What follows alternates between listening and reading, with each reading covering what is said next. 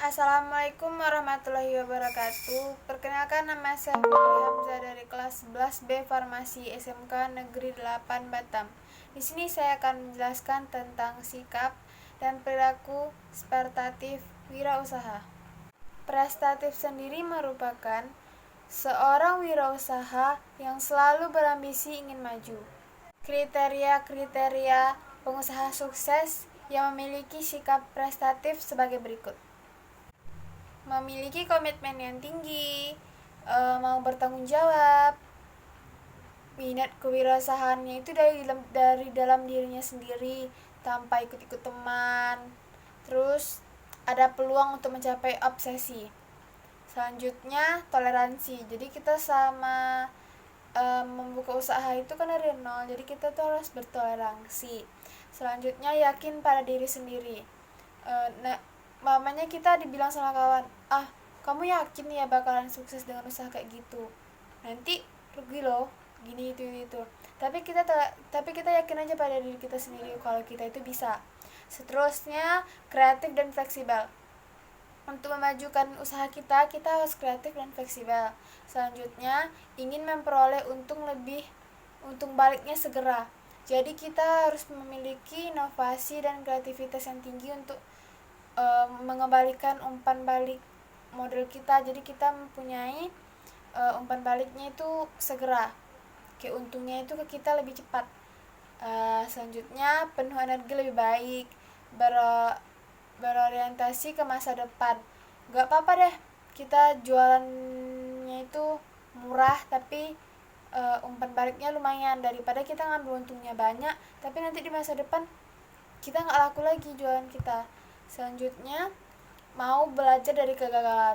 Jadi kalau kita gagal, umpamanya kemarin itu pendapatan kita naik, terus sekarang kayak rugi gitu, jadi kita tuh fokus aja, namanya juga rezeki kan.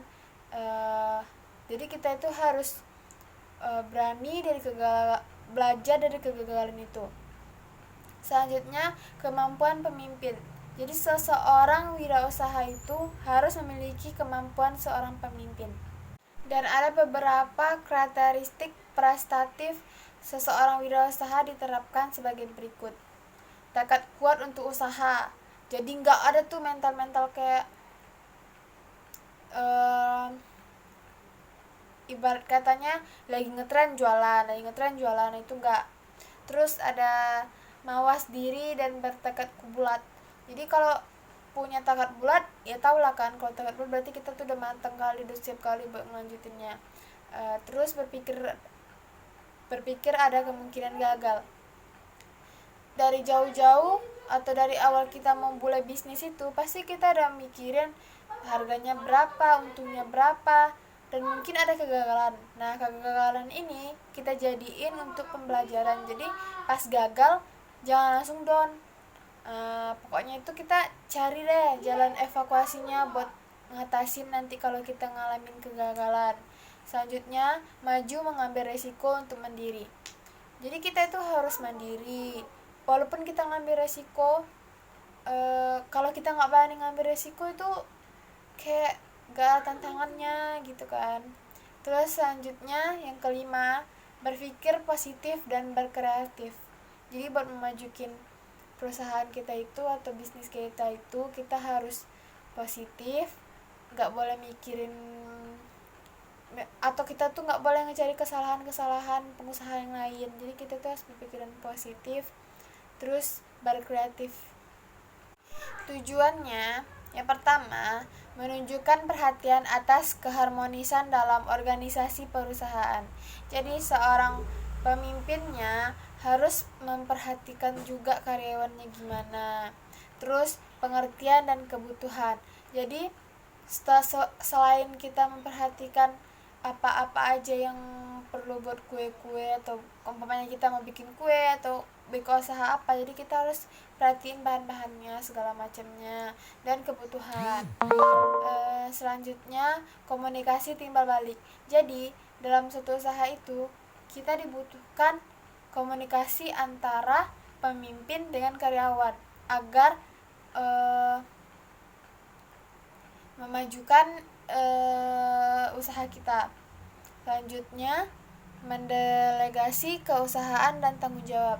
Jadi setiap apapun tindakan kita harus bertanggung jawab apapun itu. Selanjutnya, menciptakan suasana kerjasama. Yang seperti yang saya bilang tadi, kita harus meningkatkan rasa kebersamaan di dalam perusahaan kita ini antara pemimpin dengan karyawan. Selanjutnya, meningkatkan keuntungan. Kalau kita udah bekerja sama dalam satu perusahaan itu, kalau kita ingin meningkatkan keuntungan, kita tinggal memikirkan bagaimana caranya sama-sama, jadi untungnya banyak atau meningkatkan keuntungan. Selanjutnya, efisien dalam bekerja. Terus, motivasi dalam bekerja. Jadi motivasi kita bekerja ini buat apa? Selanjutnya, kreativitas dan inovasi. Kreativitas dan inovasi ini digunakan untuk meningkatkan keuntungan. Atau mungkin kayak gini, inovasi dan berkreativitas.